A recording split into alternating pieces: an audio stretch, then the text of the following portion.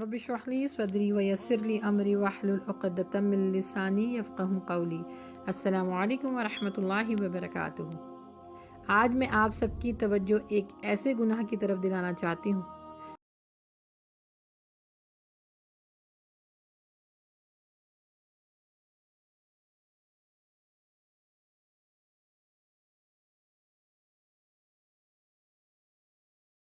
اس کو اللہ سبحانہ و تعالیٰ تو معاف کر دیں گے، لیکن وہ بندہ معاف نہیں کرے گا جس کے بارے میں اس کے پیچھے بات کی گئی ہو۔ جی ہاں، برائی یعنی غیبت۔ آج ہم جانیں گے کہ غیبت کیا ہے اور اس کی تباکاریاں کیا ہیں۔ میری یہ ویڈیو شروع ہونے سے پہلے میرے اس چینل اللہ کی بات کو سبسکرائب کر کے اس میسج کو زیادہ سے زیادہ شیئر کریں اور اس کار خیر میں حصہ لیں، تاکہ یہ آپ کے لیے اور ہمارے لیے صدقہ جاریہ ہو۔ اللہ سبحانہ و تعالی ہم سے راضی ہو جائے، آمین۔ ہماری عادت عام ہو چکی ہے کہ جب بھی ہم کسی کو دیکھتے ہیں تو اس کے بارے میں فوراً غلط رائے قائم کرتے ہیں کہ وہ تو ایسی ہے، وہ تو ویسی ہے، اس نے میرے لیے یہ کہا، اس نے تمہارے لیے یہ کہا، وہ تمہیں برا جانتی ہے، اور بہت کچھ بتا دیتے ہیں۔ ہم اگر غور کریں تو یہ بات ہمیں ماننی پڑے گی کہ ہم اپنی زبانوں کا استعمال بہت غلط کرتے ہیں۔ غیبت، چغلی، جھوٹ، گالی گلوج، فضول گفتگو ہماری زندگی میں رچ بس گئی ہے۔ فرصت کے لمحات میں گپ شپ کے عنوان سے کسی کی بھی برائی کرنا، چغلی لگانا معمول بن چکا ہے۔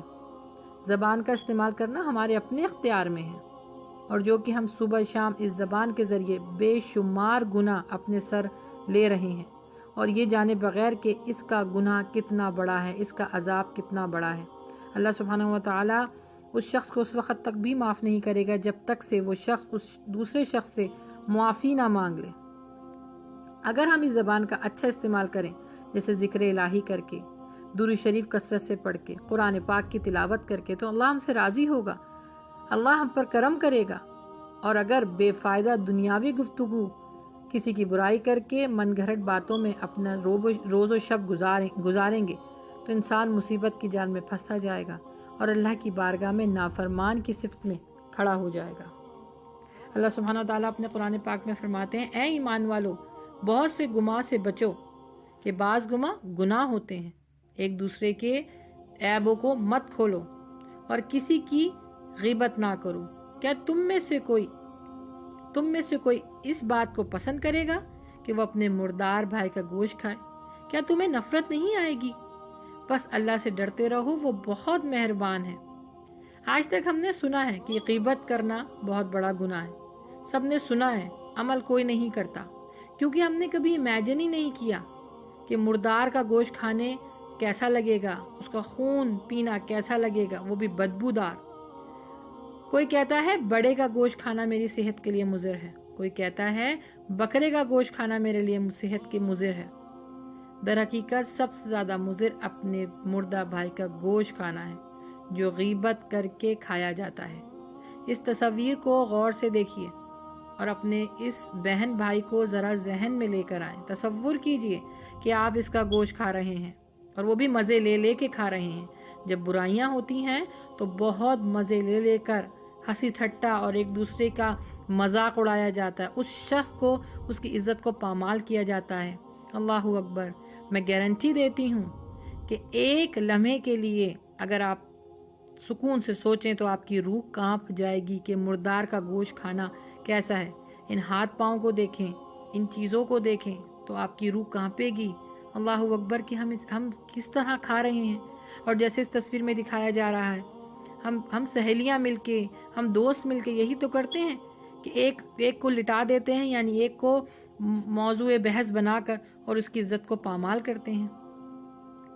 حضرت ابو ہریرہ سے روایت ہے کہ اللہ کے نبی فرماتے ہیں، کیا تم جانتے ہو کہ غیبت کیا ہوتی ہے؟ تو عرض کیا گیا کہ یا رسول اللہ، آپ اور آپ کا اللہ بہتر جانتا ہے۔ حضور صلی اللہ علیہ وسلم نے فرمایا، اپنے بھائی کو اس کی غیر موجودگی میں اس طریقے سے یاد کرنا جو اس کو برا لگے۔ اس پر عرض کیا گیا کہ اگر وہ بات میرے بھائی میں موجود ہو تو فرمایا وہ تو عیب ہے، وہ اس سے بھی بڑا گناہ ہے۔ اللہ کے نبی فرماتے ہیں کہ غیبت تو زنا سے زیادہ سخت گناہ ہے۔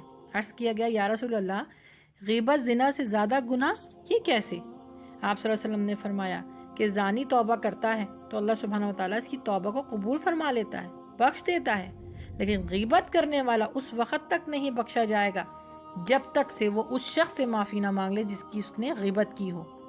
آج کل ہم سب اس مضر بیماری میں مبتلا ہیں۔ دیکھا جائے دنیا کی جتنی بیماریاں ہمیں لگتی ہیں نا، ڈاکٹر کے پاس ہم جاتے ہیں اور وہ جو پرہیز ہمیں بتاتا ہے ہم آنکھ بند کر کے اس پہ یقین کرتے ہیں، عمل کرتے ہیں۔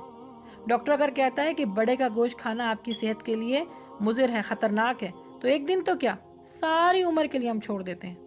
لیکن ہم سے جب دونوں جہانوں کا مالک مولا کہہ رہا ہے غیبت کرنا گناہ ہے تو ہماری کانوں پر جوں تک نہیں رینگتی ہے۔